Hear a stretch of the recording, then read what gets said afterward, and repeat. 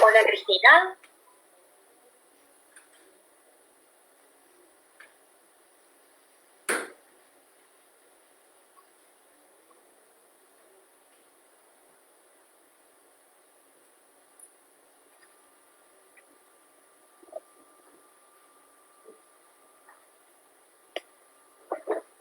Hola, muy buenos días. Cecilia, ¿ya estás por ahí? ¿Me escuchas? Hola, ¿qué tal? Buen día. ¿Me escuchan bien? Sí, todo perfecto, te escuchamos muy bien. Bien, ahí voy a habilitar la cámara a ver si... a ver, ahí. A ver, hazlo. Listo, te vemos perfectamente. Perfecto. Perfecto. Entonces, un minuto y comenzamos. ¿Te parece bien? Buenísimo. Vale, gracias. Listo. Muy buenos días a todas y a todos. Estamos presentes en la segunda semana del Seminario Internacional Permanente sobre Profesionalización en las Instituciones de Seguridad Pública. Nos da mucho gusto darle continuidad a las sesiones. Muchos de ustedes ya nos habían acompañado la semana pasada en nuestro primer día de seminario. Esta semana vamos a continuar. El día de hoy tenemos a una invitada extraordinaria. Nos da bastante gusto y emoción que nos haya aceptado la invitación a estar presente en esta sesión. Ella es la doctora Cecilia Toro, a quien están viendo o vieron hace unos minutos en la pantalla. Me voy a permitir dar lectura a su reseña curricular. Es apenas un extracto de todo lo que ella ha realizado. Y luego entonces vamos a dejarlos con su participación. Igual que la semana pasada, los conmino, los invito a todos y todas ustedes a que puedan participar, a que puedan hacer preguntas, a que se presten atención a la sesión. Supongo que ya en esta segunda semana ya estamos un poco más familiarizados con la dinámica y con las actividades y mucho nos gustaría que pudiesen aprovechar al máximo esta experiencia. Bueno, a nombre del contraalmirante Luis Enrique Barrios Ríos, director general de la Academia Estatal de Estudios Superiores en Seguridad, a nombre de la Comisión Estatal de Seguridad, le damos la bienvenida a la doctora Cecilia Toro, de Argentina. Ella es abogada, doctora en Derecho por la Universidad de Salamanca, en España. Su trabajo de tesis doctoral lo hizo sobre la pena de prisión en busca de sentido, el fin de la pena privativa de la libertad en los albores del siglo XXI. Tiene un posgrado en Derechos Humanos por la Universidad Nacional de Tucumán, en Argentina, donde su trabajo de investigación o de tesis fue los derechos humanos y crisis penitenciaria en Latinoamérica, sistemas alternativos a la pena privativa de la libertad. Autora de diversos artículos y capítulos de libros referidos al derecho penal y penitenciario y a la filosofía de la pena en publicaciones nacionales de Argentina y extranjeras. Es autora del libro Pena de prisión, la pena circular, publicado por PDF de Argentina en el 2019, y de Pena de prisión del siglo XXI por Editorial Ibáñez, que es una editorial colombiana, también en el 2019. Es investigadora, visitante postdoctoral de la Facultad de Derecho de la Universidad de Buenos Aires, de la UBA, en Argentina, investigadora académica del ILANUT, que es el Instituto Latinoamericano de las Naciones Unidas para la Prevención del Delito y el Tratamiento del Delincuente, con sede en Costa Rica. Es además directora académica de la Academia Latinoamericana de Derecho Penal y Penitenciario, que es institución, el organismo que nos ha ayudado a codirigir y coordinar estas actividades de este seminario. Y además me atreveré a decir que es amiga nuestra, es ahora ya seguramente una colaboradora de esta Academia Estatal de Estudios Superiores en Seguridad del Estado de Morelos, y me gustaría que le pudieran dar un fuerte aplauso antes de iniciar con su participación.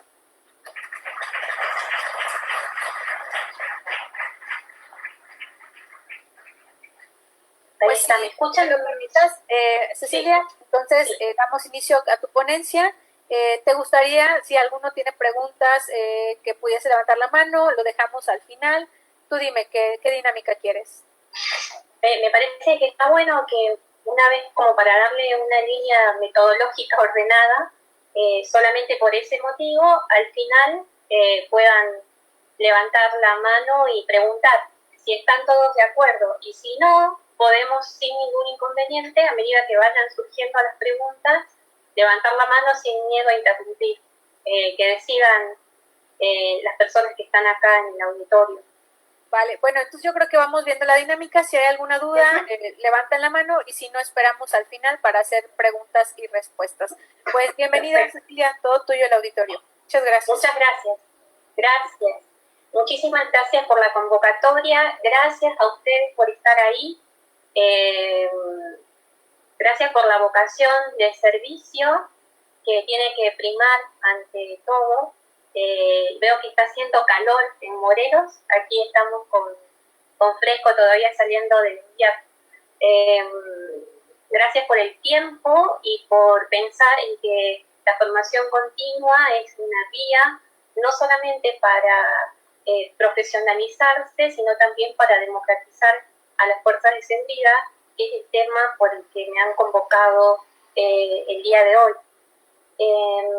Mi trayectoria de trabajo siempre ha estado centrada en los sistemas penitenciarios y cuestiones penitenciarias que tienen que ver más con el encierro que con lo que acontece con las fuerzas de seguridad en sí, de manera que para mí esto es casi un desafío afrontar esta exposición del día de hoy, que tiene que ver con la democratización de las fuerzas de seguridad, cuál es nuestra realidad latinoamericana y cuáles son las proyecciones que podemos avisorar hacia el futuro.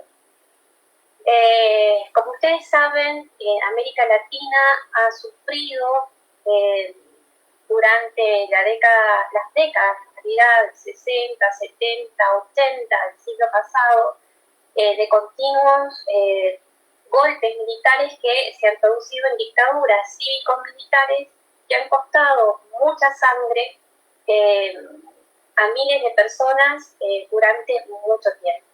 Justamente el día 6 de septiembre aquí se recordaba el primer golpe militar, el 6 de septiembre de 1930, miren cuánto tiempo hemos tenido de procesos dictatoriales en Argentina, y el último aconteció el 24 de marzo de 1976.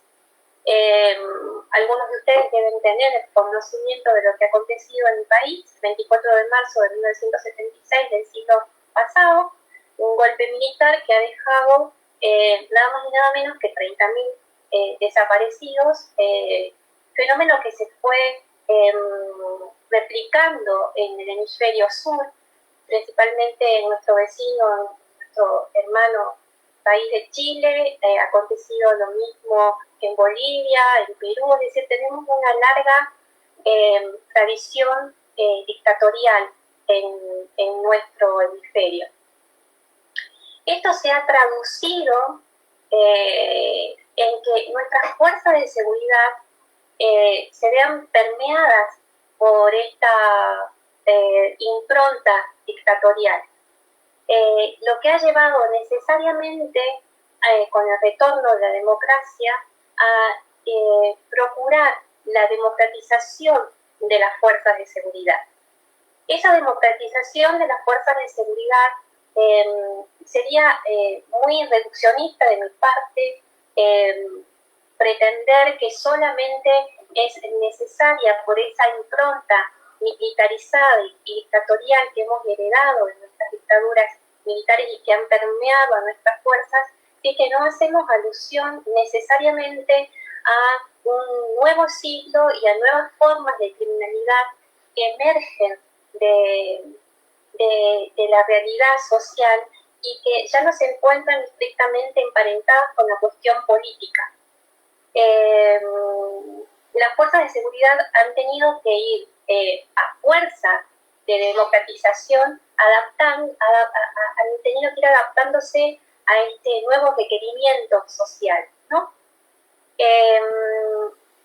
Pero esta impronta militarizada y esta impronta de concepción de las fuerzas de seguridad como solamente el brazo represivo de los estados democráticos, es necesario que vaya ayornándose no solamente a los nuevos requerimientos del contexto social, sino también al interior de la misma fuerza y por la necesaria adaptación a estos nuevos requerimientos. La población civil, la población de nuestros estados democráticos, y en esto ustedes seguramente van a coincidir conmigo, ven en la mayoría de los casos a las fuerzas de seguridad no como un brazo democrático al servicio de la comunidad que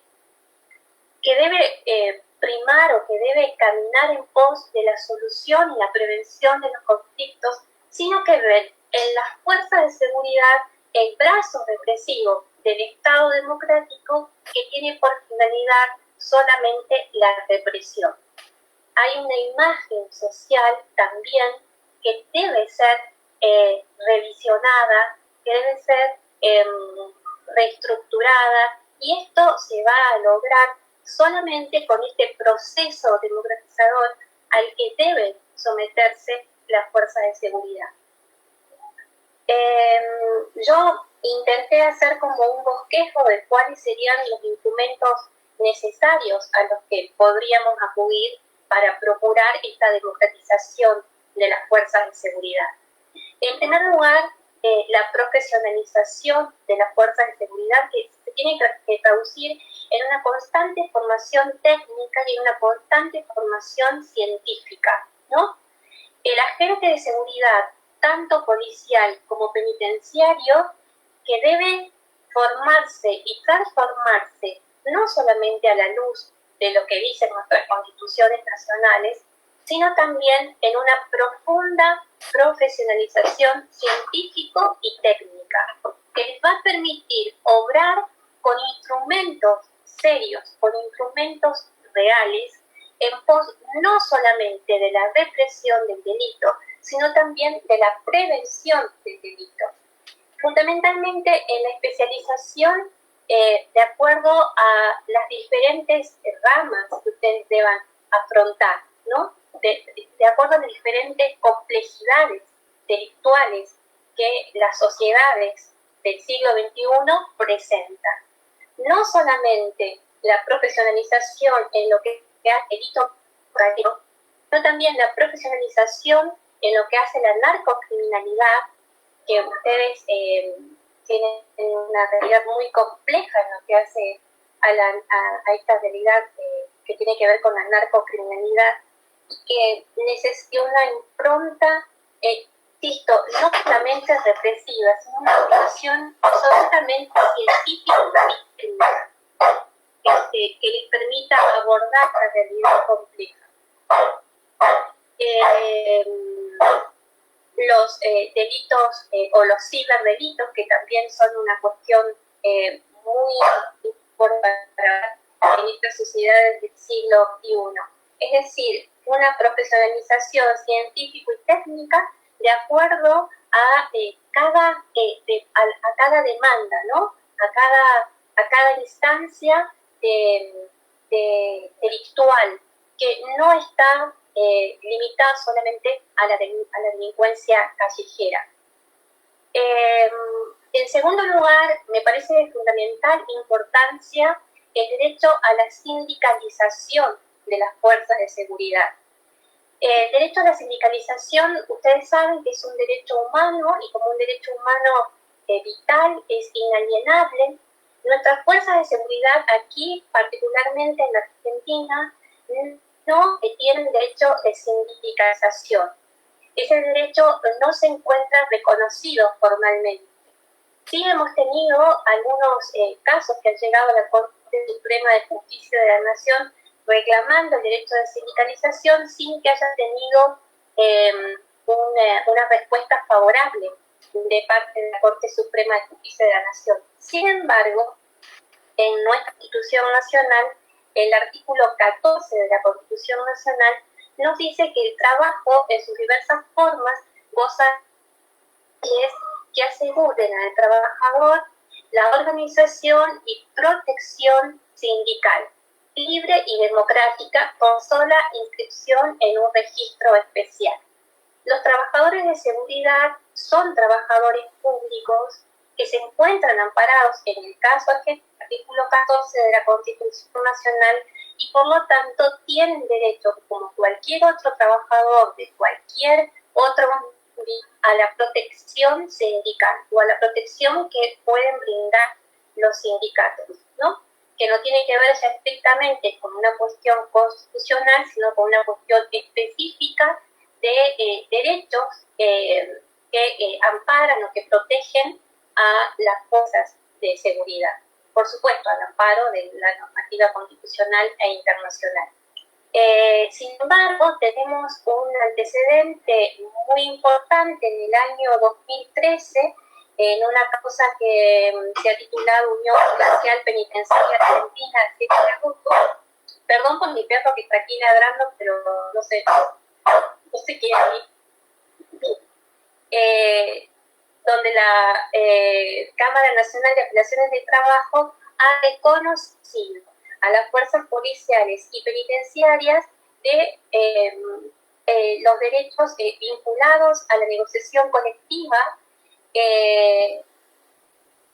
a la negociación de los sueldos, ¿no? A través de la negociación colectiva, también les ha reconocido el derecho de huelga. Dos derechos fundamentales. Sabemos que las fuerzas de seguridad, tanto policiales como penitenciarias, en toda América, no solamente en Argentina, no solamente en Chile, no solamente en México, Colombia, en toda nuestra Latinoamérica, no tienen sueldos lo suficientemente dignos como para que puedan sobrevivir una vida, digamos, una vida con alguna solvencia importante económica, ¿no? Son normalmente sueldos más bien bajos que han generado también al interior de las fuerzas de seguridad latinoamericanas un entramado de corrupción que se encuentra más bien vinculado a esta cuestión económica, ¿no? La imposibilidad de acceder a sueldos dignos y la posibilidad de encontrar algún ingreso extra en estos entramados de corruptela interna que se dan a todo lo largo de nuestra Latinoamérica y que significan para esas fuerzas que se manejan en los subterráneos de la legalidad el acceso a financiamiento extra que no tiene que ver estrictamente con el sueldo. Esto, ¿cómo lo podríamos desmantelar o cómo lo podríamos, primero, con un buen sueldo y segundo, con el derecho constitucional, con el derecho que tienen las fuerzas de seguridad de reclamar un sueldo digno, de sindicalizarse y de acceder al derecho a huelga? Este fallo de la Cámara Nacional de Apelaciones de Trabajo ha establecido algunos límites a este derecho de sindicalización. Por ejemplo, ante la eventual huelga y eventual pronunciamiento de las fuerzas de seguridad en la calle, no pueden usar sus trajes ni sus armas reglamentarias y tiene que estar cualquier reclamo que se hiciese consensuado por una mayoría democrática al interior de las fuerzas de seguridad. Otra arista que he visto y que me parece que puede ser muy importante en este proceso democratizador de las fuerzas de seguridad es permitir la participación ciudadana en el contralor y en la formación de las fuerzas de seguridad.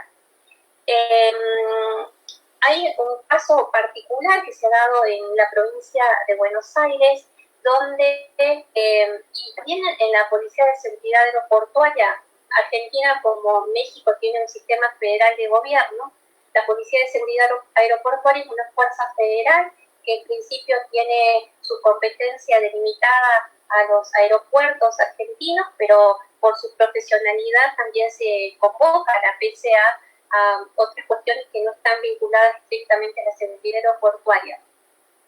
El jefe de la Policía de Seguridad Aeroportuaria fue designado de una manera muy novedosa a partir de una selección que se ha sometido a la votación pública, ¿no? A través de una asamblea pública donde la gente de la ciudadanía común, de la ciudadanía de a pie, podía oponerse a esta designación.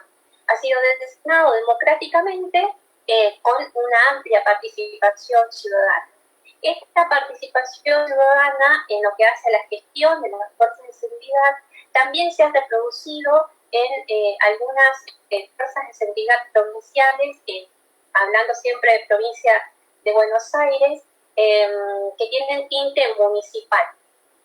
No solamente en la selección se ha permitido la participación de la ciudadanía común, sino también en el contralor, hacen la suerte de contralor externo al desempeño de las fuerzas de seguridad.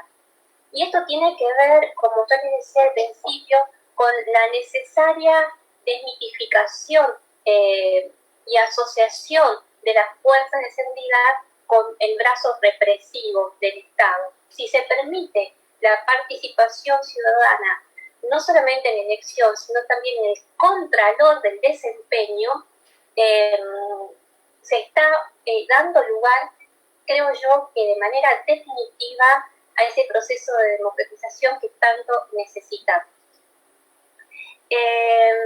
La falta de democratización en qué se tradució, en la persistencia de hechos graves y reiterados de violencia institucional y el sostenimiento de redes de ilegalidad y de corrupción. Por lo tanto, y acá haciendo mención ya a la violencia institucional, todos sabemos, ustedes saben, yo lo sé, la gente de pie lo sabe, todo el mundo lo sabe, que cuando hablamos de policía, lo primero que nos imprime en nuestro inconsciente colectivo es el miedo. Yo siempre digo, y con toda honestidad ustedes también, cuando veo un policía prefiero cruzarme de vereda, porque lo que me imprimen es miedo. Y es esta ciudadana la que ustedes tienen el deber de desmitificar y de hacer realidad esa desmitificación del miedo hacia el policía, del miedo hacia el penitenciario, ¿no? Yo creo que es necesario, de una vez por todas, ver en el policía a un servidor público que no está para reprimir, no fuese esta la última de las instancias a las que se puede o debe recurrir, sino que está para prevenir. Que los derechos humanos no tienen que ser un límite al ejercicio de la fuerza de la seguridad pública. No tiene que ser un límite, tienen que constituirse en el objetivo de las fuerzas de seguridad pública. El respeto irrestricto de los derechos humanos, no solamente del otro, sino de sus propios derechos humanos, ¿sí? A ver, otra cuestión que me quedaba por acá pendiente. Bueno, esta impronta castrense, a ver,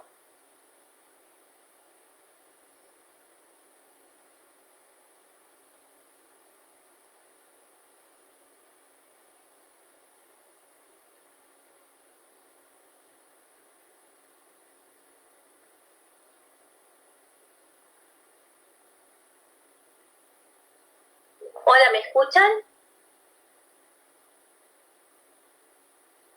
¿Me escuchan? Ahí volví, ahí está.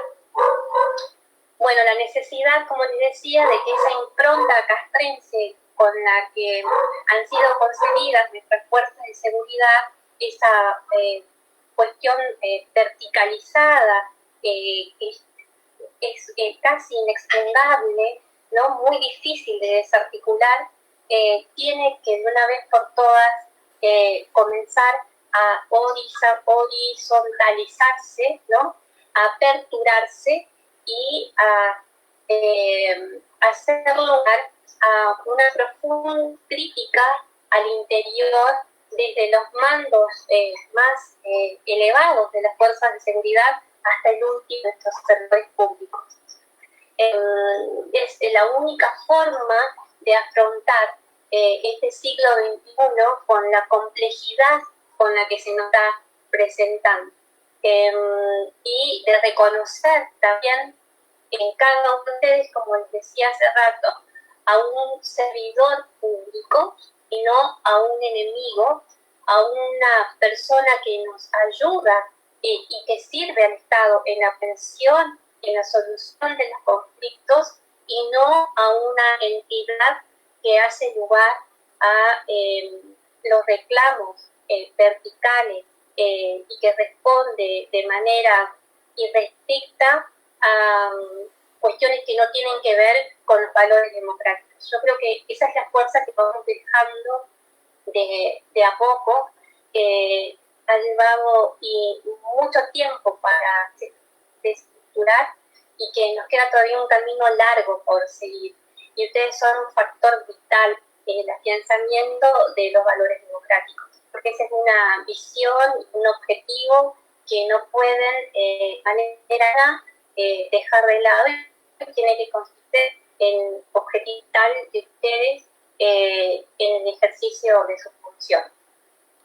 Bueno, creo que lo que tenía para contarles fue como un bosquejo de lo que significaría para mí la democratización de las fuerzas de seguridad en América Latina y quedo a disposición de ustedes para las preguntas que quieran hacer, con perdón de las interrupciones de mi perro, que está aquí al lado mío que no se quiere ir.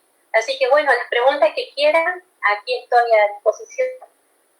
Sin miedo, pregunten lo que quieran. ¿Alguien quiere participar? Ok. Cecilia, por aquí.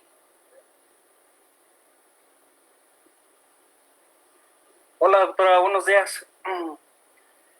Tengo una duda ahí, cierta inquietud. Si bien es cierto, ya hablamos de un trabajo digno para el trabajador. Yo soy custodio penitenciario y usted ya tiene algo más o menos ya establecido, se dedica al sistema penitenciario. Si bien es cierto, creo que tengo que entendido que en Colombia ya hay un sindicato del sistema penitenciario y en México desafortunadamente no contamos con ese sindicato. Desfavorablemente, si nosotros como trabajadores quisiéramos hacer algo, el mismo sistema mexicano quizás nos pondría a un lado, ¿no? Pero si nosotros quisiéramos formar un sindicato, pero ya no con nuestras leyes, sino que un poquito leyes más arriba, como tratados internacionales, como la Corte Interamericana, con el simple hecho de ser trabajadores y como seres humanos, ¿no? Me gustaría saber si desde su punto de vista ese tipo de organismos quizá más arriba de nuestro sistema mexicano sí nos favorecerían a la creación de un sindicato. Sí, tiene usted toda la razón. De hecho, yo tomé así al azar, me puse a investigar cuáles eran los antecedentes en Argentina del derecho a la sindicalización. Como les decía, ha habido un primer antecedente, particularmente aquí en mi país, del SIPOBA, que es el Sindicato Policial de Buenos Aires.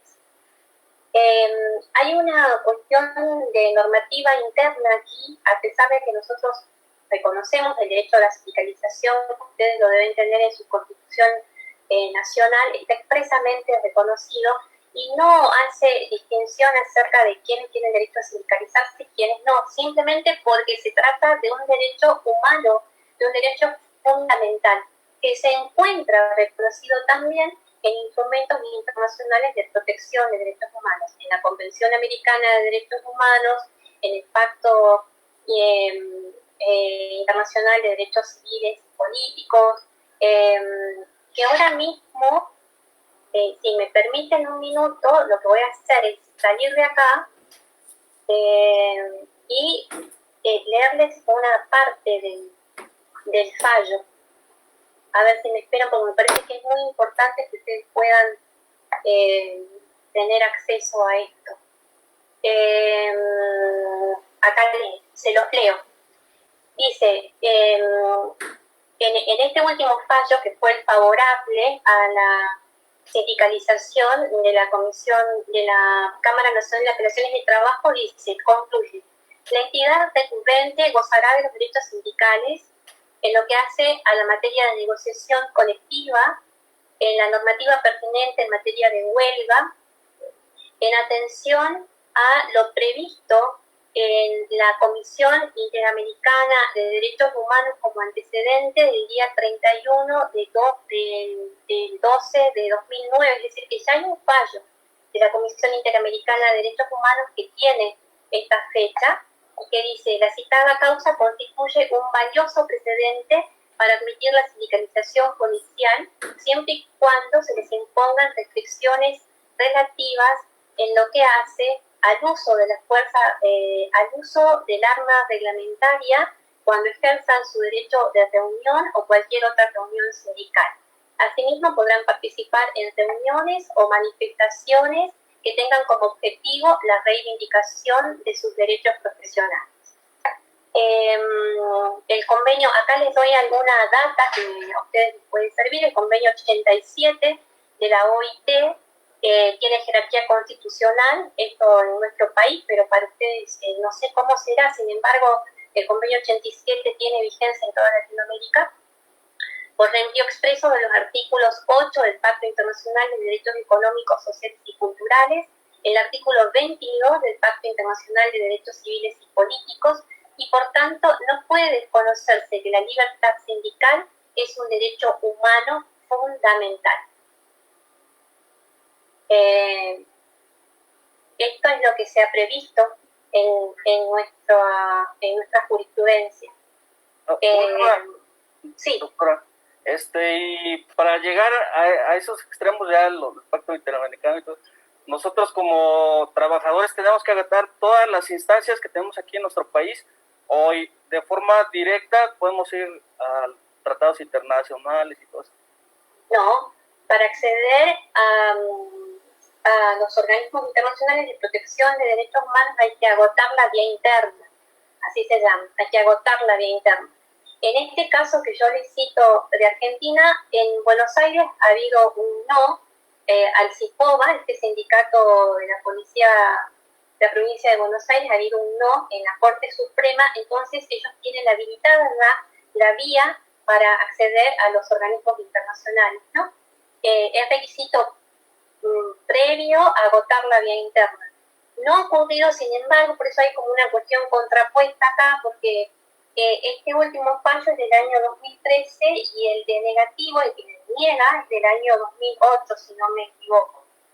En cambio, en el año 2013, la Cámara Nacional de Apelaciones de Trabajo sí resuelve a favor de la sindicalización con esas limitaciones que yo les decía, pero reconoce el derecho humano sindical de sindicalización de las fuerzas de seguridad y lo reconoce de manera expresa. Ese ya hay un antecedente. Hay un antecedente negativo y un antecedente positivo.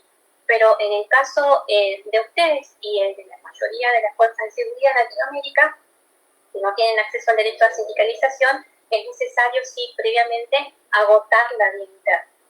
Al amparo, por supuesto, de todos los instrumentos internacionales de protección de derechos humanos, porque la fuerza pública los servidores públicos son trabajadores esenciales, ¿no? Es decir, que hay como una doble esfera de protección en cuanto a su esencialidad. No sé si contesté su pregunta o si quieres repreguntar algo más. Esto, doctora, gracias. Nada. Perdón, Cecilia, vamos a hacer un pequeño break, 2 minutos, porque un grupo tiene que irse a otra clase que ya tenían programada y entonces nos prestaron solamente un momento, que es el grupo de perspectiva de género. Entonces, si me pueden apoyar saliendo de este lado de manera ordenada, por favor, uno por uno, fila por fila, y los que están atrás se van incorporando a la parte de adelante, por favor. Muchas gracias. Solo perspectiva de género, grupo de perspectiva de género.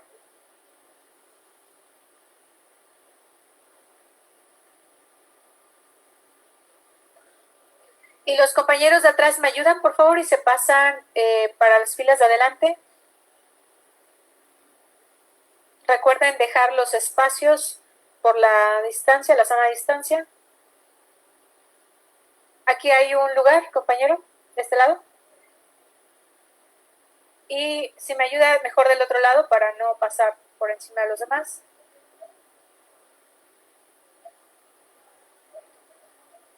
Listo, Cecilia. Muy bien. ¿Quiere usted preguntar? ¿Tomar la palabra?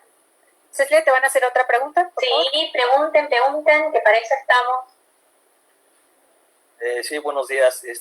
Bueno, el servidor público está dividido, pues, por leyes diversas al civil, ¿no? Entonces, aquí se maneja que el servidor público no puede sindicalizarse ni puede formar parte de alguna huelga y esas cosas, porque es ir en contra del sistema, ¿no? Del sistema de la Constitución, del gobierno, ¿no? De los poderes. Entonces, ¿qué paso sería empezar nosotros como servidor público para hacer una transformación, ¿no? Para reestructurar esto y reingeniar la forma de que también, hablando de democratización, el servidor público también tenga los mismos derechos que tiene la Ley Federal de Trabajo, ¿no? Porque pues sí difiere mucho, ¿no? Sí hay muchas desventajas para el servidor público. Entonces, creo que sí es importante que se democratice, que se sindicalice, porque el sindicato protege también al trabajador y nosotros como servidores públicos estamos muy desprotegidos en ese aspecto. ¿Cuál sería el primer paso? ¿Formar una institución? ¿Cuál sería el primer paso? No lo vi. Si por favor puede levantar la mano para saber quién es el que está hablando. Ahí está. Muy bien, muy bien. Ahora sí, muchas gracias. El primer paso es el reconocimiento, creo yo, y que es un paso que ya está dado. Porque me gustaría conocer qué es lo que dice la Constitución mexicana en lo que hace a los derechos de los trabajadores, ¿no? Porque ustedes son servidores públicos, pero porque son trabajadores al servicio del Estado, ¿no? Tal vez haya sí alguna limitación, como lo dice aquí el fallo que yo les leí, en lo que hace al uso de la fuerza o al uso de las armas, en los reclamos legítimamente que les corresponden legítimamente por ser trabajadores, ¿sí? El primer paso es esto, reconocer que ustedes son trabajadores, prestan trabajo al servicio del Estado. Eso es innegable, o sea, son trabajadores. El primer paso ya está dado. Ahora, ¿cómo sería la normativa interna del Estado mexicano? Tendríamos que verla muy en detalle para saber cuáles son las contraposiciones que pudiesen haber. Pero hay una garantía fundamental que tiene raigambre superior a cualquier normativa interna de los estados latinoamericanos, el Pacto de San José de Costa Rica, el convenio de la OIT, que tienen rango de superioridad a la normativa interna, incluso la Constitución. Nosotros acá en Argentina tenemos el artículo 75, inciso 22, que ha sido incorporado con la reforma del año 94 de la Constitución argentina, por el que se llama, es como un encofrado de constitucionalidad, ¿no? Y que ha sido, se ha incorporado a través de este artículo con rango constitucional a una serie de tratados, de pactos y de convenios internacionales en materia de protección de derechos humanos que tienen, a partir de la reforma del año 94 en mi país, rango constitucional. Es decir, se ha equiparado a los tratados internacionales de protección de derechos humanos con las previsiones de la Constitución Nacional Argentina. Esta es una particularidad que se da en mi país. En la generalidad de los países latinoamericanos, este encofrado de pactos internacionales de protección de derechos humanos tiene un rango de superioridad a la normativa interna, incluida la Constitución, o en el caso nuestro, en el caso argentino, han sido equiparados. Pero el derecho al trabajo, entonces, y el derecho a la sindicalización, por ser un derecho humano, es un derecho que se encuentra reconocido por las constituciones, por los pactos internacionales, y que es un derecho inalienable, irrenunciable, ¿sí? Es decir, yo no puedo ir y renunciar como trabajadora a mi derecho de sindicalización. Hay algunas particularidades, como les digo, porque ustedes son una fuerza pública al servicio de los estados democráticos, pero que nos veríamos en serios problemas si, por ejemplo, el 100% de la fuerza pública policíaca o penitenciaria mexicana decide hacer una huelga, ¿no? ¿Qué haríamos si el 100% de la fuerza pública decide hoy decir, señores, en reclamo de mi salario, hago una huelga? Por eso es que la Cámara Nacional de Apelaciones de Trabajo en mi país ha establecido algunas limitaciones, ¿sí? Que tiene que haber un servicio mínimo de prestación pública si el resto decide hacer una huelga. Lo mismo que pasa con los médicos, como servidores públicos que son, los médicos que trabajan en hospitales públicos, cuando hacen una huelga, dejan un servicio mínimo de cobertura en los hospitales públicos. Entonces, en este fallo que yo les contaba, lo que se ha hecho es decir, bueno, hay algunos requisitos o algunas limitaciones a las que deberán someterse en el ejercicio legítimo de su derecho a huelga.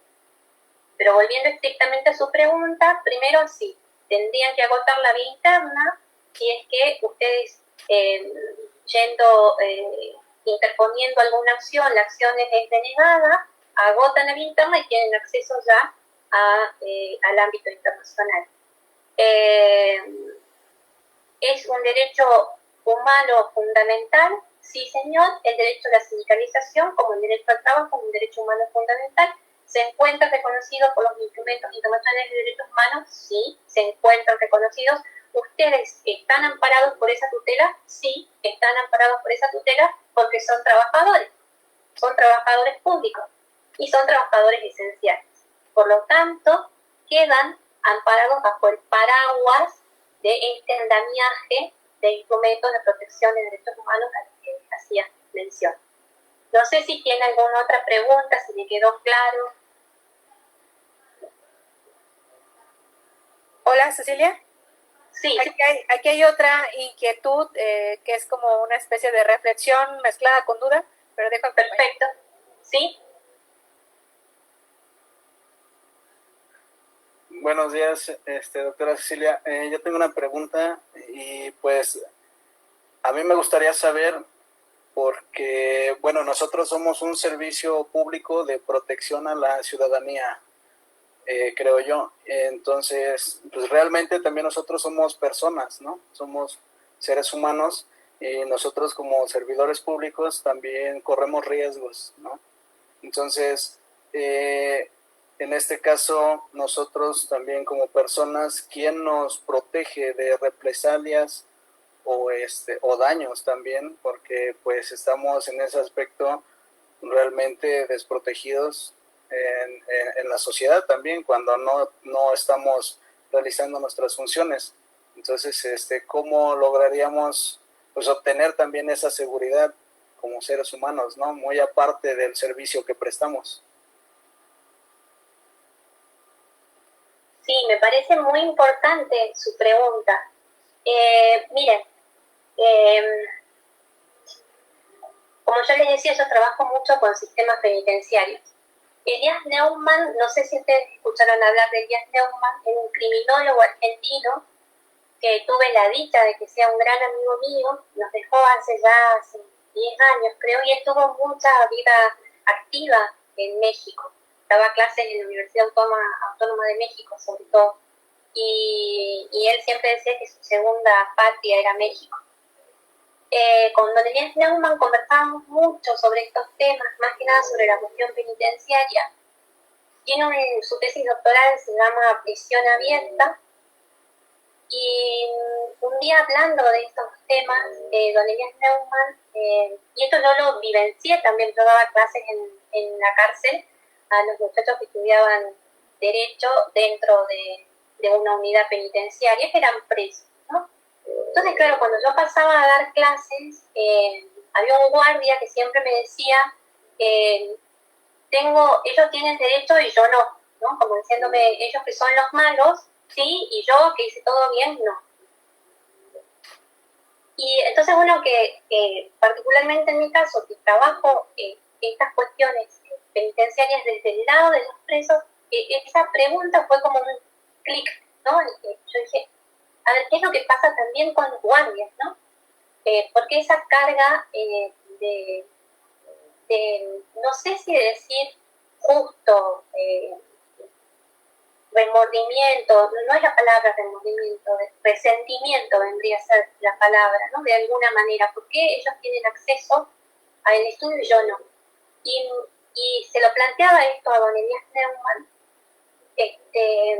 y él me decía, los guardiacárceles son los presos de los presos.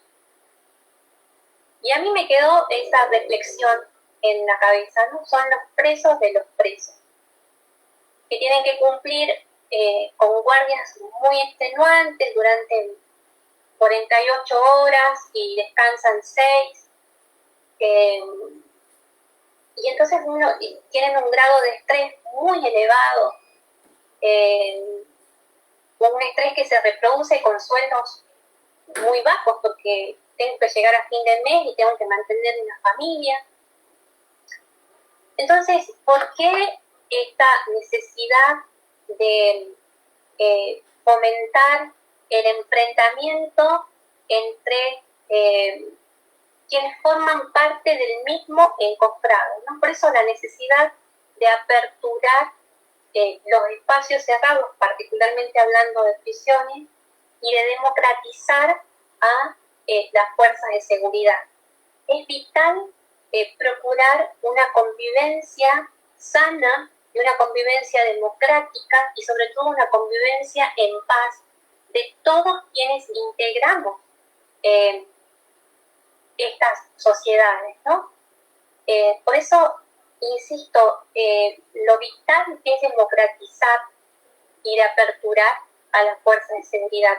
Usted con toda razón me dice, los encontramos desprotegidos, porque son fuerzas que tienen una constitución absolutamente vertical, militarizada, como yo les decía, castrense es la palabra que utilicé. Entonces lo que debe primar es la obediencia, ¿no?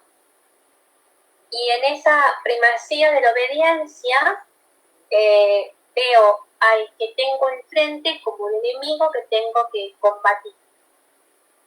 Y me veo solo en ese enfrentamiento.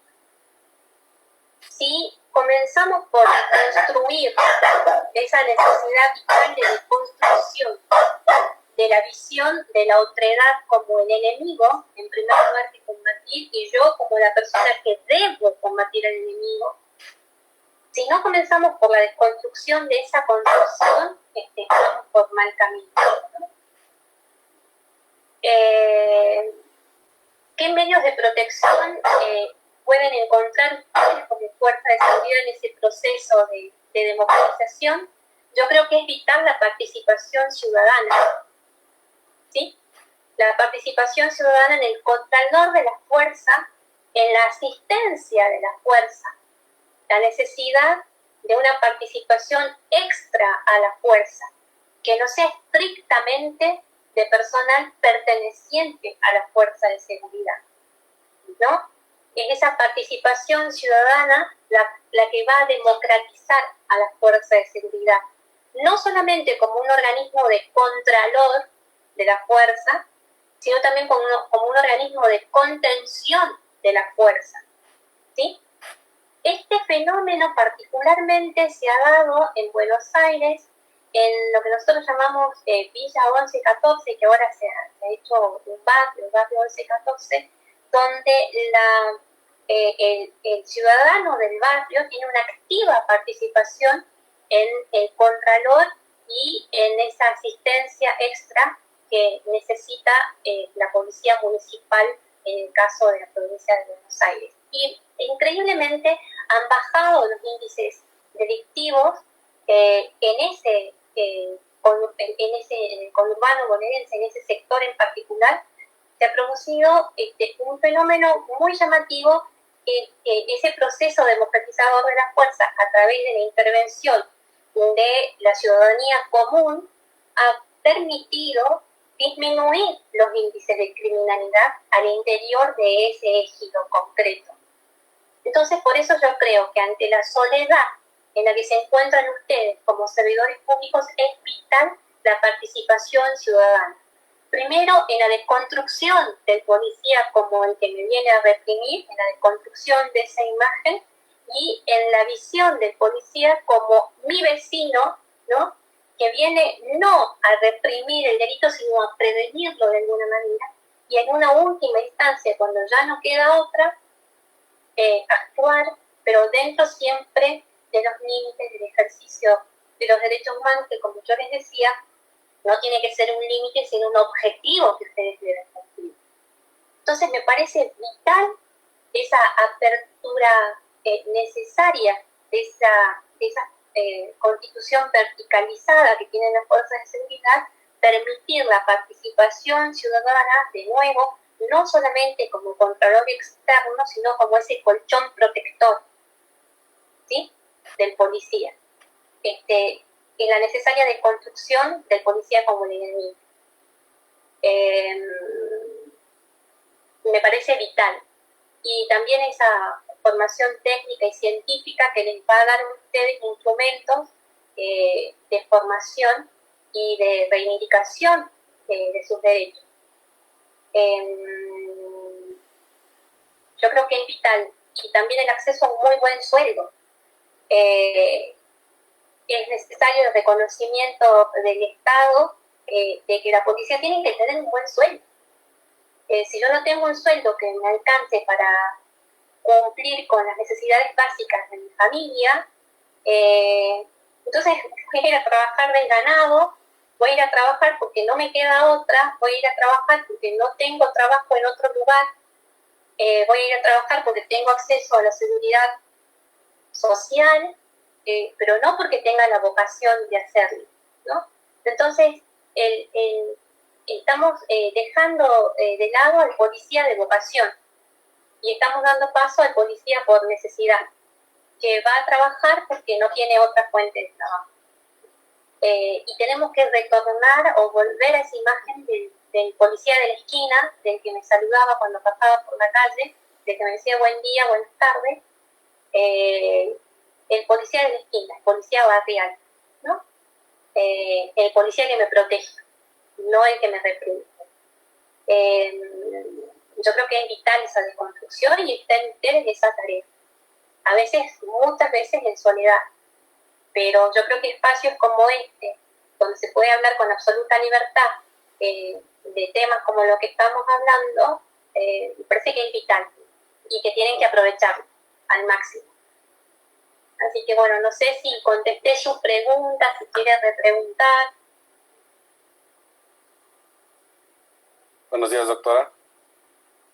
No sé si sea el mismo sistema lo que es aquí en México que en su país, pero mi pregunta viene, ya que nosotros somos servidores públicos, cumplimos con nuestras obligaciones, con nuestros horarios, y mi pregunta es, ¿por qué tenemos que ser sindicalizados para tener esos beneficios que tienen esos compañeros?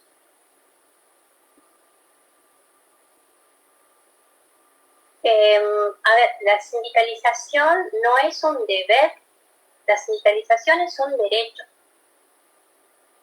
del que se puede hacer uso o no. Como derecho está reconocido. Y por tanto, si ustedes desean sindicalizarse para procurar la protección del ordenamiento jurídico a través del reconocimiento específico de su derecho a sindicalización, pueden hacerlo. No es un deber. Que ustedes tienen un horario que cumplir, que tienen una forma de cumplir sus tareas, que son cuestiones, obviamente, que todas deben estar previstas en los ordenamientos internos de la institución. Ahora, si ustedes quieren hacer uso de su legítimo derecho de peticionar a las autoridades de reconocimiento a la sindicalización, pueden hacerlo. No es un deber, en absoluto. Sí, un derecho. No sé si ahí va su pregunta o quiere preguntar otra cosa. La cuestión es esa, esa es de parte de uno, pero ¿por qué no se nos dan esos mismos beneficios? ¿Por qué ellos, digamos, quieren que seamos sindicalizados para darnos esos beneficios? O sea, ¿por qué no es parejo, pues? Claro, entiendo. O sea, ¿por qué ustedes no los tienen per se a los derechos, no? O sea, ¿por qué es necesario reclamarlos? Esa es su pregunta. ¿Por qué no en los hechos se da efectivamente y por qué tienen que reclamarlos? ¿Hacia ahí apunta su pregunta? Sí. Bueno, ahí me quedo sin respuesta, porque de verdad es que todos tendríamos que tener derechos. A ver, los derechos se consiguen mientras se reclaman, ¿no? Los derechos no me llueven porque sí. No. Los derechos se procuran o se adquieren siempre que hay un reclamo de por medio, ¿no? Es la eterna lucha, incluso en nuestras sociedades democráticas, por el reconocimiento de nuestros derechos. Pasa, por ejemplo, con el grupo femenino en las fuerzas de seguridad, que ahora estamos equiparadas con los varones. Yo no sé si en México habrá habido alguna vez un grupo femenino. Ahora, por ejemplo, aquí en Argentina se ha reconocido el grupo de trabajo trans, que las personas trans pueden tener acceso a un trabajo de misma calidad que otro, pero porque ahora hay un cupo que se lo permite. El derecho al voto, no siempre hemos votado mujeres y varones en igualdad de derechos. Es decir, los derechos son consecución de una lucha que hay por detrás. Lucha que puede existir o no. Es decir, nos podemos quedar sin el derecho a sindicalización y bueno, ¿por qué no los reconocen? ¿Por qué no reconocen el límite horario de trabajo? Y sería la pregunta. ¿Por qué no tengo derecho a un sueldo digno? También sería otra pregunta. ¿Y por qué no puedo hacer uso del derecho al reclamo por un sueldo digno? ¿Por qué no puedo hacer uso del derecho al reclamo por el límite en horas de trabajo? Sería la otra pregunta, ¿no? ¿Puedo o debo hacerlo? ¿Me quedo con que no tengo un sueldo digno? ¿Me quedo con que no tengo acceso a un límite horario de trabajo? ¿O puedo pelear por tener acceso a estos derechos que legítimamente me corresponden? Eso ya es una pregunta que queda al interior de ustedes. Lo ideal sería que todos tuviésemos trabajos dignos y bien pagos, sería lo ideal, pero sabemos que no es ideal. ¿Hay alguna forma de conseguirlo? Sí. ¿Tenemos instrumentos legales a mano? Sí. No vivimos en un mundo ideal, ojalá fuese posible, pero no. Tenemos que pelear por nuestros derechos. No sé si respondí su pregunta.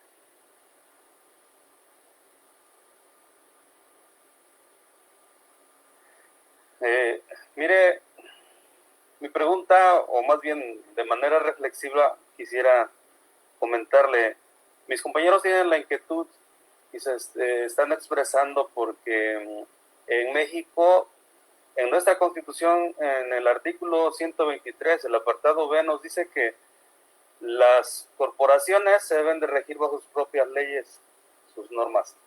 Entonces hay un candado allí en la Constitución en la que no se permite que las corporaciones tengan sindicatos, diferentes situaciones, tengan el derecho a huelga, situaciones que, como usted lo ha mencionado, pondrían en riesgo al Estado.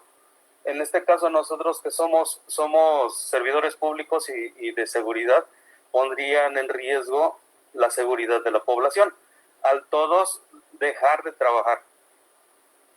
Entonces, nosotros como policías, la verdad es que a lo mejor usted lo desconoce, pero en el estado y no en otros estados tenemos un horario de 24/24. Aunado a eso, muchas veces nos quedamos de apoyo o nos aplican un llamado a arresto y tenemos que quedarnos a trabajar horas extras. Cuando llegamos a casa, nosotros ya nada más queremos llegar a descansar. En pocas palabras, nuestra familia es una total desconocida. Tenemos diferentes fenómenos que se dan porque nuestros hijos no quieren ser policías y nosotros tampoco queremos que sean policías. Por esas situaciones, el sueldo, usted lo acaba de mencionar. Ahora bien, mi pregunta, creo que ya los compañeros dijeron algunas cosas importantes, pero mi pregunta sería, ¿cómo es que se ha dado el fenómeno en su país para poder obtener esos derechos? ¿Y cómo lo podríamos hacer aquí en México? Si tendría que ser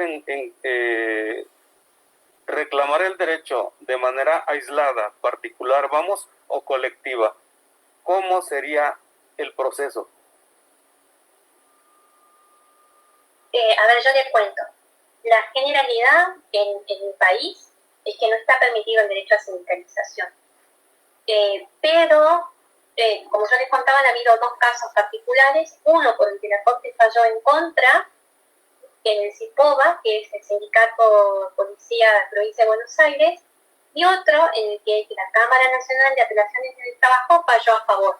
Es decir, que tenemos como un encuentro entre dos fallos que son disímiles. Sin embargo, les puedo contar de un caso particular que no tiene que ver con Latinoamérica, sino con Irlanda, que es como una salida intermedia. En Irlanda se ha constituido una especie de ombudsman, no una especie de ombudsman que tiene competencia en cuestiones policiales.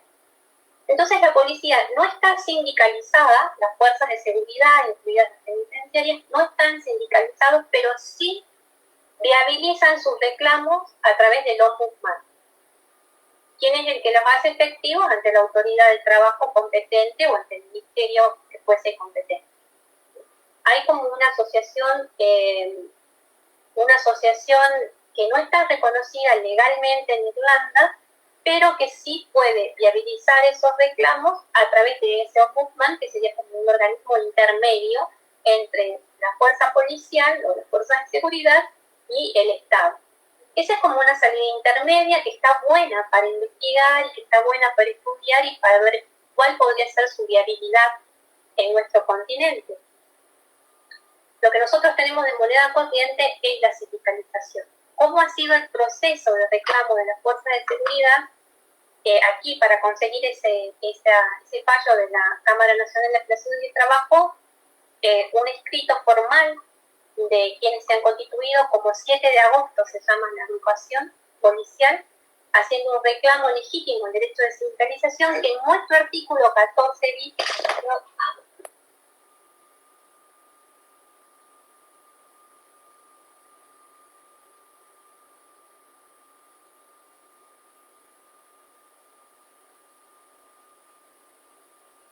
Cecilia, no te escuchamos, se te apagó el micrófono.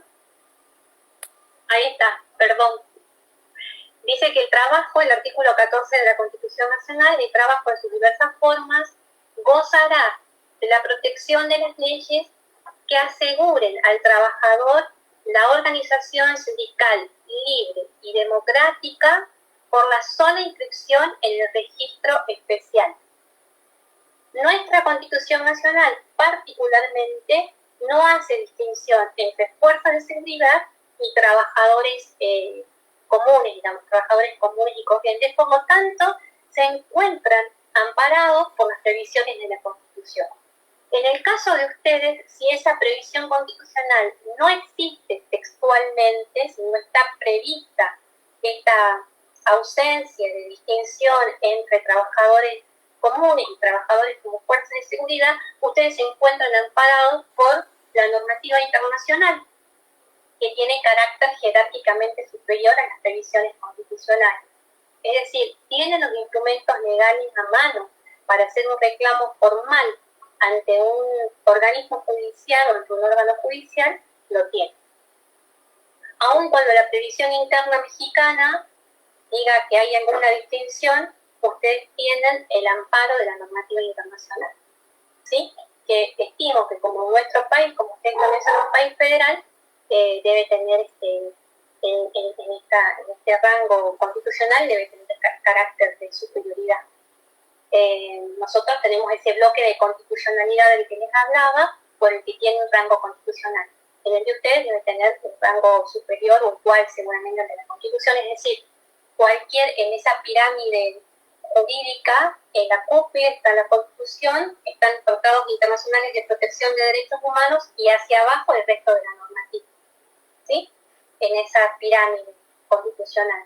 Entonces, en la cúspide está la Constitución y los tratados que son superiores a cualquier otra normativa inferior, ¿sí? No sé si contesté sus preguntas. El primer paso sería hacer un reclamo ante un organismo judicial. Por ahí había otro compañero que quería hacer cuestionamientos. ¿Alguien de ahí atrás tenía el micrófono? Adelante, por favor. Sí, buenas. Ahora sí que yo me apego más a la forma en la que empezaríamos a ser reconocidos nuevamente por la ciudadanía. Más que nada porque nos encontramos en medio de la ciudadanía y de la delincuencia. ¿Cuál sería el esquema de recuperación y el estatus para que volvamos a ser una policía de confianza? ¿Qué es lo que se está, con esto es lo que se quiere lograr, que nuevamente seamos un policía de confianza tanto para la ciudadanía y ser la protección de la ciudadanía, pues por ahora sí que el esquema de la delincuencia. Esa es mi pregunta. ¿Y qué tanto vamos a involucrar al demás personal, que sería el personal administrativo? Porque no nomás es considerable el policía, tanto el estatal, municipal o el federal, sino también qué tanto va a concluir, va a hacer su participación el personal administrativo, porque el policía no se maneja solo, ninguna estancia se maneja solo, ni en la policía ni en un centro penitenciario. Ese sería mi pregunta. ¿Cuál sería el paso a seguir para realmente volver a ser el policía de confianza?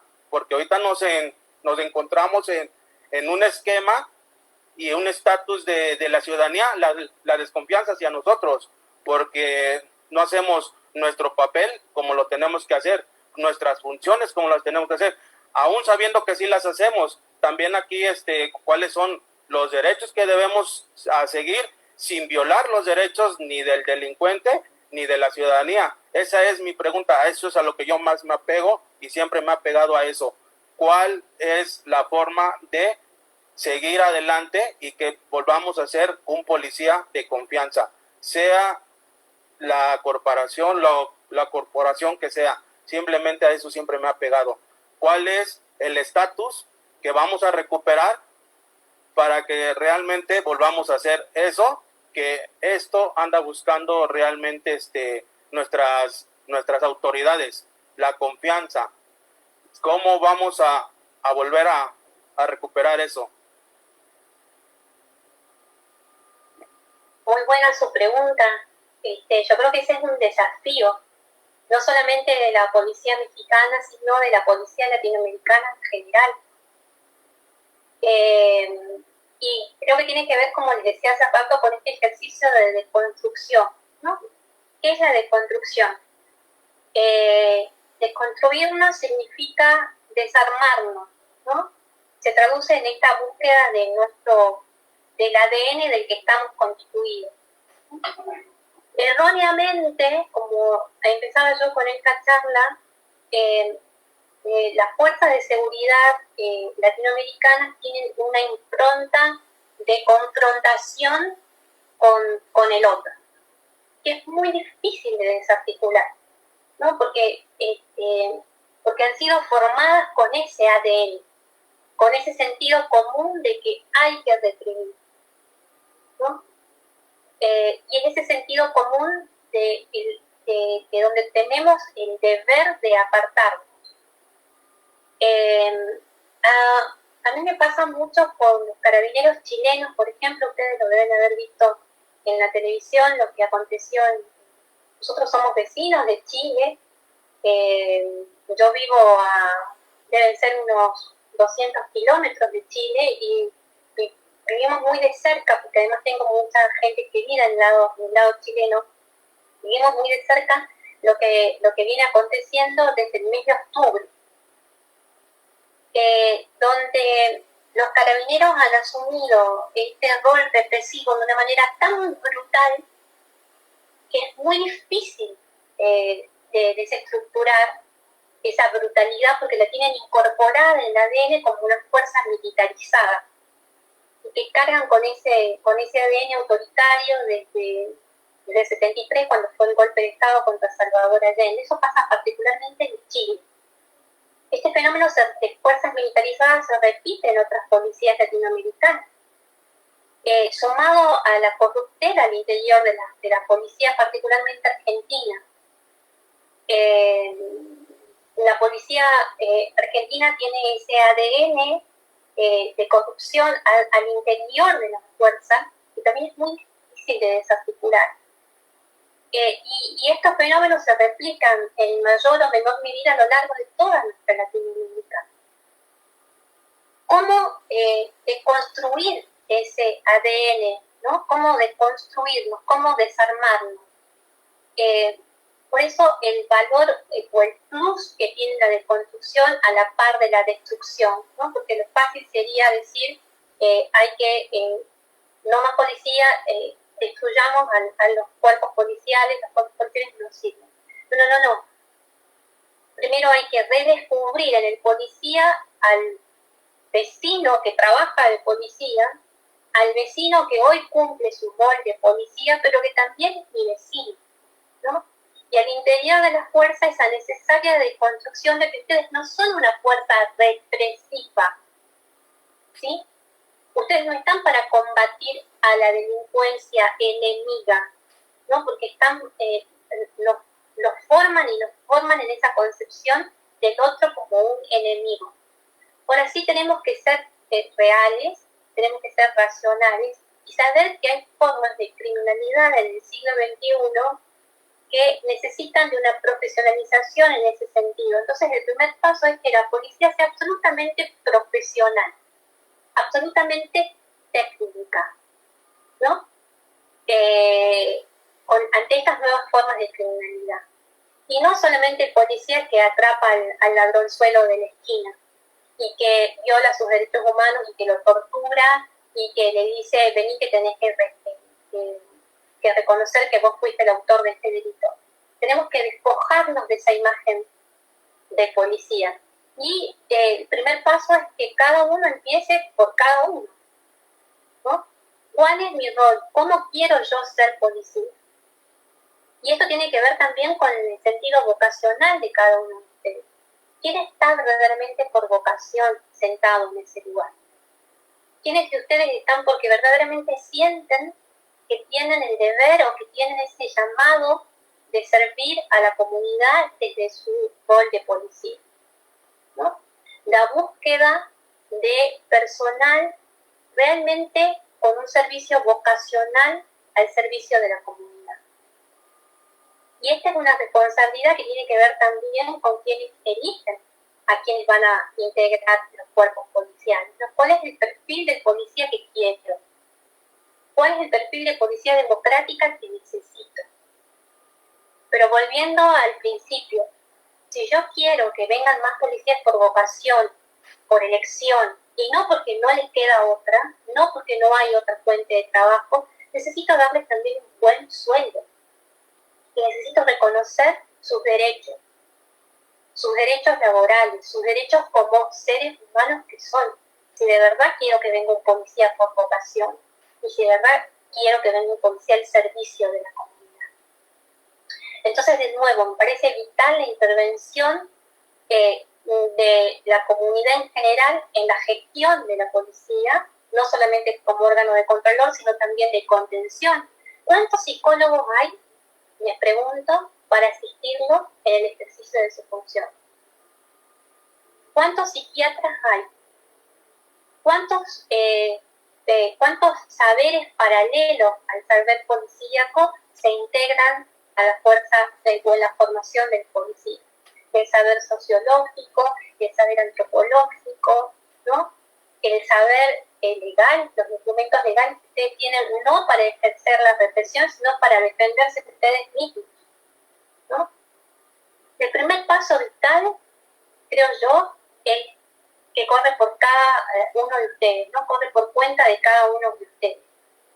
Reconocerse a sí mismos como servidores públicos, preguntarse a sí mismos, ¿estoy de verdad acá porque lo quiero o estoy de verdad acá por obligación? Porque no me queda otra, ¿no? Y después, el rol que le corresponde a la fuerza que ustedes integran o que van a integrar, si son cadenas, ¿no? Necesito asistencia psicológica. Necesito que alguien me contenga cuando me lastimo en algún operativo. No solamente una contención médica. Necesito afrontar el día a día. Importante que es el saber de la psicología integrado a la estructuración de las fuerzas de seguridad. Y desestructurar, desarmar, de construir, todo esto es un trabajo que va a llevar mucho tiempo. Yo les digo, yo misma, siempre le digo a mis amigos, veo a un policía y me cruzo de vereda porque me dan miedo. No quiero que la policía me dé miedo. Yo quiero ver en el policía a alguien que está para acompañarme, alguien que está cuando necesite el auxilio, no a la policía que reprime, no a la policía que me ve como un enemigo. Hay una imagen muy conmovedora que a mí me quedó muy grabada en la cabeza. Creo que ocurrió en Ecuador, si no me equivoco, en uno de los reclamos en la ciudad de Quito. Creo que esto fue casi simultáneo a lo que pasaba en Chile, tiene que haber sido septiembre o octubre del año pasado, que venía la gente reclamando por la calle y la policía con sus armas antimotines y sus cascos, qué sé yo, venían enfrentados. ¿Sí? Cuando llegaron a enfrentarse cara a cara, los policías bajaron las armas, bajaron los cascos, bajaron sus escudos y se unieron a la gente. Para mí eso fue como wow. Yo decía, acá qué pasó, ¿no? Se unieron al reclamo de la gente. Porque la policía es parte del pueblo. Todos estamos del mismo lado. ¿Sí? Sin perder de vista, por supuesto, esas formas de criminalidad nuevas, o no tan nuevas, que son propias del siglo XXI, la criminalidad, la cibercriminalidad, la trata de personas, ustedes que están ahí en la frontera con Estados Unidos, la trata de mujeres, formas muy complejas de criminalidad, pero que ustedes no tienen el deber de resolver, ni que tienen el deber de reprimir, para eso está el Estado. ¿Sí? Sí creo que tienen el deber, mejor dicho, el Estado tiene el deber de formarlos a ustedes en esas nuevas formas de criminalidad complejas para que ustedes puedan actuar con el rol que les corresponde. Pero tampoco recargarlo en ustedes a la resolución de conflictos sociales, porque ustedes son un brazo más, como el brazo policial, el brazo penitenciario y el poder judicial. Son todos brazos que actúan dentro de una conflictualidad social que es muy compleja. Entonces cada uno con su rol, ni más ni menos que el rol que les corresponde, pero reconociendo en el que está al frente al vecino, al otro, que forma parte del mismo pueblo que forma yo. ¿Sí? Yo creo que esa es la única forma verdadera de democratizar a la policía y de democratizar el servicio penitenciario. En primer lugar, preguntándose cada uno de ustedes, ¿qué hago acá? ¿Tengo que estar sentado acá, esta que me viene a hablar 2 horas de no sé qué cosa? ¿Debo estar acá? ¿O estoy acá por vocación? La primera pregunta. La segunda pregunta, ¿cuáles son los derechos que tengo? ¿Me corresponden? Sí, me corresponden. ¿Qué hago yo para aportar a la democratización? Desde mi lugar, reconociendo al que está enfrente como un otro y asumiendo que los derechos humanos, o la vigencia de los derechos humanos, no tienen que ser un objetivo para conseguir, sino que tiene que ser el medio de obrar de ustedes como policías y como penitenciarios. Yo creo que es un ejercicio de deconstrucción muy largo, que va a llevar mucho tiempo, pero que no es imposible. Por eso hoy están ustedes acá, allá, y yo estoy acá. Bueno, eso. ¿Alguna otra pregunta? ¿Le contesté? ¿Quieres repreguntar? ¿Alguien más? ¿Alguna compañera que quiera participar? De este lado, los compañeros aspirantes no han preguntado. ¿Allá? ¿Ya terminó? Me parece que no, Cecilia, que no serían las únicas preguntas, al menos ahora, hasta ahora. Perfecto. Bueno, bueno, gracias. Gracias por estar ahí, gracias por escuchar. Perdón por las interrupciones de mis animalitos, gatos y perros que están acá al orden del día. Desearles mucho éxito en la tarea que ustedes cumplen o que van a cumplir. Decirles que es una tarea muy difícil la que tienen por delante, y que cada uno de ustedes es factor de cambio también, eso tampoco hay que olvidarlo. Son factores de cambio y de democratización, eso creo que tiene que ser la bandera que ustedes tienen que seguir, son factores de democratización, y reconocerse en cada uno de ustedes, despojarse del uniforme y reconocerse como miembros de este cuerpo social, que no están al margen del cuerpo social, son parte de él, forman parte de él, y que tienen derechos como cualquier otro ciudadano, como cualquier otro miembro de la población, y esto forma parte de nuestros sistemas democráticos que, como les decía, tanta sangre nos costó conseguir, ¿no? Y tenemos que caminar todos por el mismo lado, por la misma vereda, por la vereda de la protección y el reclamo de los derechos humanos inalienables que nos corresponden solamente porque somos humanos. No hay distinción, hombre, mujer, trans, policía, penitenciario, gobernante, todos estamos en el mismo lado. Aquí no hay jerarquías, todos somos humanos, y creo que ahí está nuestra verdadera batalla, ¿no? Reconocemos finalmente como lo que somos y desconstruir estos sistemas que nos han vendido y que hemos construido como netamente represivos. Ya no ser el brazo represor, sino el brazo democrático que suma a la persistencia y a la pervivencia de nuestros sistemas democráticos, que reconocen derechos y que no suprimen derechos. De eso se trata. Así que mucha suerte, mucha fuerza, mucho ánimo, muchas ganas y toda mi solidaridad con ustedes y con la lucha cotidiana que ustedes tienen, no solamente con ustedes mismos, contra estos sistemas que a veces nos cooptan, nos captan, pero en los que hay que persistir, sobrevivir y conseguir y pelear por lo que nos corresponde, ni más ni menos que eso. Así que tengan una buena tarde y espero que nos volvamos a ver o que nos veamos físicamente en algún momento cuando todo esto pase. Mucha suerte y muchas gracias. ¿Podrían, por favor, regalarle un aplauso a la doctora Cecilia?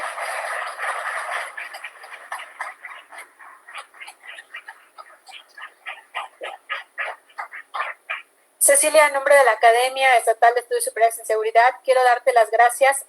Creo que has tocado temas que en un momento determinado lo hemos compartido y lo hemos incluso coincidido en esto, que desafortunadamente en América Latina tenemos problemas que no son coyunturales, que nos hermanan, desafortunadamente no de buena manera. El problema penitenciario, el problema carcelario o de hacinamiento carcelaria es un problema que existe en muchos países de América Latina, no solamente aquí en México, aquí en Morelos, donde también tenemos varios centros penitenciarios, no solamente estatales, incluso federales y también municipales.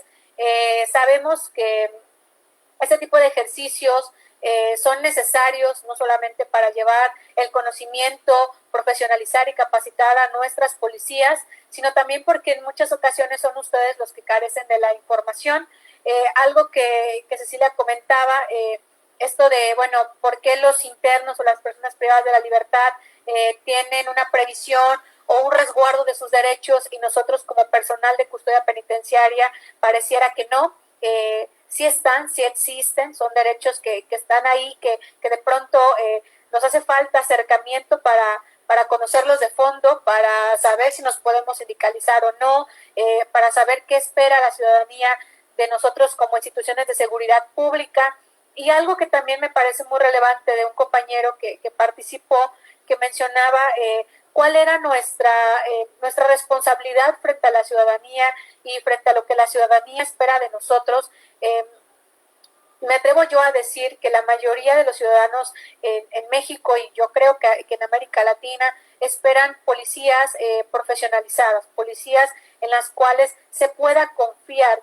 Y parte de esa confianza está en los resultados, en que seamos policías, instituciones, que podamos ser dignos de confianza, que podamos estar bien capacitados, que podamos hacer bien nuestra función con los límites y los derechos que la propia ley nos enmarca, nos señala, la Constitución y las leyes secundarias. Y parte de eso, parte de ese entendimiento, de esa recuperación de la confianza, es este ejercicio de seminario donde hoy Cecilia nos acompaña desde Argentina.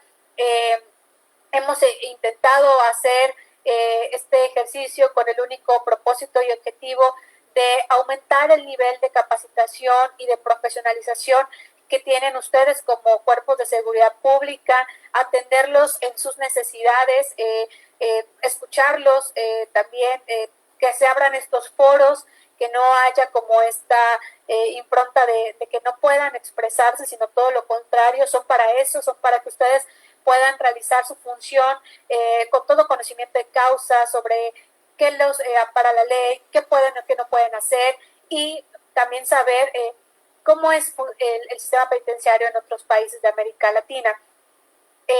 Repito, vamos a tener varias sesiones más, tenemos casi 10 semanas en las cuales esperamos que cada día ustedes puedan tomar un poco de este conocimiento, compartirlo con nuestros ponentes que son de primerísimo nivel, son profesores de varios países de América Latina, muy reconocidos, de mucha trayectoria, pero sobre todo que tienen esta oportunidad con ustedes de poderse prácticamente sentar, como está Cecilia, desde su casa y charlar, como una charla de amigos, como un encuentro donde podemos dirimir cualquier tipo de duda y ellos están aquí para resolverlas. Entonces, Cecilia, muchas gracias nuevamente por darnos este tiempo. Sabemos que tú también estás sobresaturada de actividades. para nosotros es muy valioso.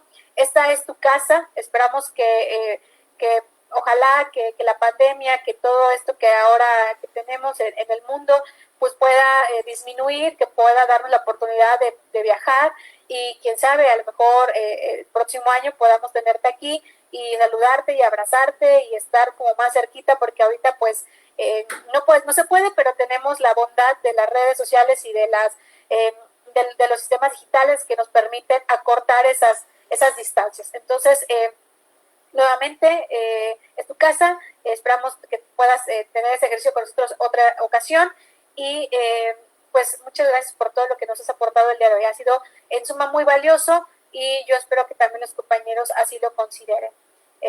Pues nada, creo que con esto damos fin a nuestra sesión del día de hoy.